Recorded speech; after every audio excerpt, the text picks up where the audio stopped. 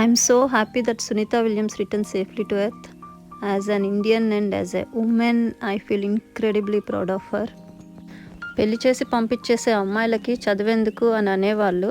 మిగతా కంట్రీస్లో నాకు తెలియదు, కానీ ఇండియాలో మాత్రం కంపల్సరీ ఇంకా ఇప్పటికీ ఉన్నారు. అలాంటి వాళ్ళందరికీ వీటిని ఎగ్జాంపుల్గా చూపించాలి.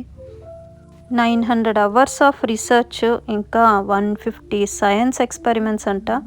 భూమి మీద ఇప్పుడు నివసించే మనుషులకే కాకుండా ఫ్యూచర్ జనరేషన్స్ కొన్ని డికేట్స్ వరకు ఎప్పటికీ యూజ్ అయ్యేంత ఇన్ఫర్మేషన్ తీసుకొచ్చారు ఈ భూమి మీదకి మన సునీత విలియమ్స్ గారు.